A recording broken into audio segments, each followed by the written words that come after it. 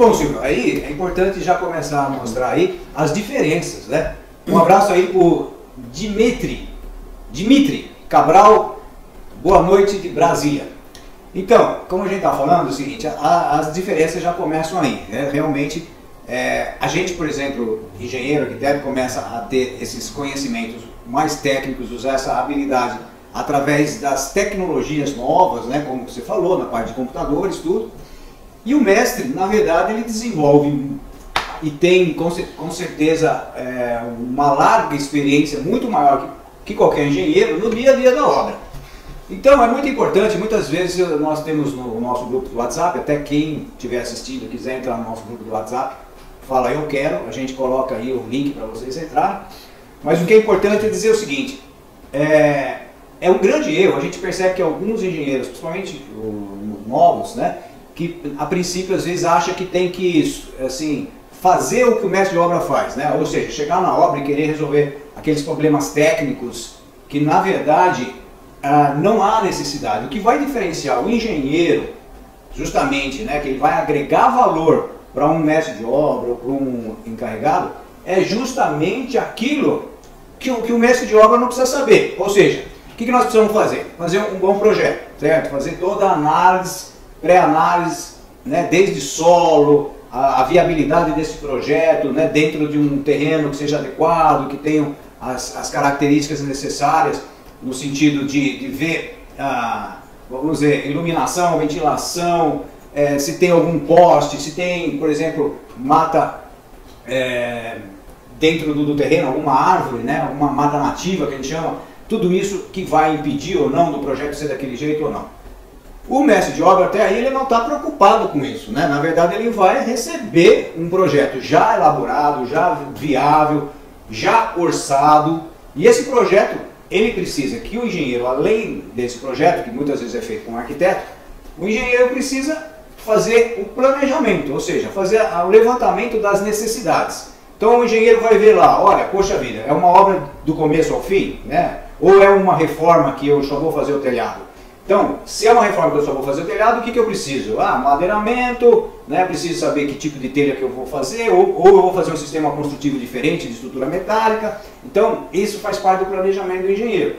Se é uma obra de início ao fim, então vamos dizer, tem fundação, qual é o tipo de fundação, eu vou usar qual tipo de concreto, fundação profunda, fundação rasa, eu vou subir a alvenaria, que tipo de alvenaria, é estrutural ou é de bloco cerâmico, qual a dimensão desse bloco cerâmico, se os pilares vão ser de madeira, se vão ser de concreto, se a cobertura vai ser com platibanda ou vai ser aquele telhado convencional. Então tudo isso é um trabalho do engenheiro. E quando a gente vai vender o nosso serviço de engenheiro, ou mesmo de arquiteto, isso é que vai agregar valor para o nosso cliente, que vai levar benefício para o cliente. É isso que ele espera do engenheiro. Agora, diante desse planejamento, a gente faz um cronograma, ou seja, a gente vai falar assim, essa obra eu vou fazer de janeiro a dezembro e vou começar como? Fazendo a limpeza do terreno, fazendo as perfurações da fundação, né, a ferragem, concretando essa fundação, então eu faço um cronograma.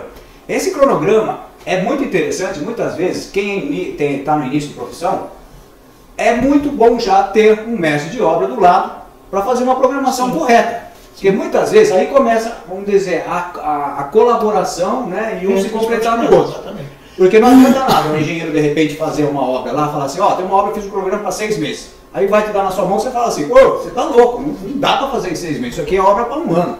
Então, na verdade, é bastante interessante aquele engenheiro que ainda não tem prática, pegar, de repente você pode até fazer sozinho um cronograma, por exemplo, né, de prazos, seria um cronograma físico. Mas antes de concluir e deixar ele como, vamos dizer, aprovado, né? Você primeiro tem que conversar com o mestre. Então vamos lá, mestre. É possível fazer isso aqui, por exemplo, a fundação em um mês? Diante desse solo, dessas do tipo de fundação, do tipo de... isso parte dele do princípio da sondagem de solo. Que vai definir a sua fundação, né? E aí é lógico que entra a questão do mestre de obra. Exatamente o cronograma físico, financeiro, o que realmente o cliente quer. Tudo é possível. O prazo de 6 meses para uma determinada obra é possível? É. Só que você tem, eu tenho limites de dispensa. Aí você já não tem essa obra, então, tá? Porque a obra realmente é movida. Que aí o engenheiro tem que analisar, que aí nós vamos chegar nessa parte, que é o seguinte, diante de um cronograma físico, tem um orçamento e esse orçamento é colocado num cronograma financeiro. Sim, perfeito. Está dentro das condições de viabilidade do proprietário? Sim, tá, beleza. Se não está, para execução, tem jeito.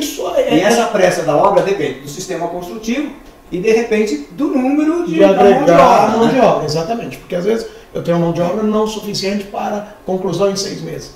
Mas isso vai gerar... a conclusão em 6 meses é possível? Vamos trabalhar 15 horas por dia. Vamos aumentar o contingente em 30%. Tá? E vamos ter a efetividade do mestre de obra direcionando cada um para o seu espaço. Né? Isso tudo a gente consegue agregar e prazo de obra é uma coisa imprescindível. Tá? Porque todo cliente, quando ele determina um prazo, é a necessidade dele desse espaço físico que nós vamos criar. Então, principalmente hoje, que eu estou muito mais voltado para a obra comercial e industrial, prazo é a coisa principal para os meus clientes. Né? Prazo é dinheiro para eles. Exatamente. Né? Se você tem uma loja, como um supermercado que você faz, está programado para ser feito em 1 ano. Então ele já está imaginando que no 13º mês ele já está faturando. Sim. Se você atrasa 2 meses, ele perdeu 2 meses de faturamento. Sim, aí ele tem todo um contingente de funcionários que está parado por isso, por aquilo. Mas eu tenho tido a felicidade de o meu cliente, às vezes, por 3 meses de prazo, eu dizer para ele, viu, rasga o cronograma, nós vamos fazer em 60 dias. E aí vem a credibilidade de realmente remarcar uma reinauguração e a gente fazer acontecer.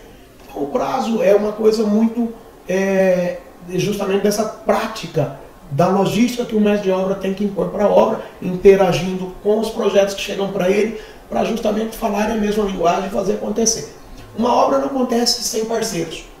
Tá? Então, os parceiros, para todos os lugares que eu vou, porque eu trabalho muito fora da nossa cidade, e então, quando eu chego, a função da nossa compradora, no caso hoje uma moça, direcionar todos os profissionais, os parceiros que vão atender eu na minha obra, vão me atender.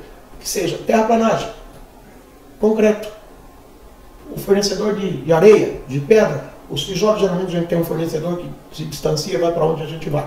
Mas terraplanagem, por exemplo, porque eu tenho uma escavação que eu quero concluir ela hoje, sábado, e o cara tem que estar disponível para mim, seja de dia, de noite, sábado, domingo, feriado, porque o cronograma tem que ser cumprido. E a gente só consegue fazer isso com parceiros. O parceiro vem desde um engenheiro que viabiliza os projetos antecipadamente para que a gente não tenha lá na frente retrabalhos. Porque um projeto ele é um contexto, não adianta uma plantinha baixa apenas.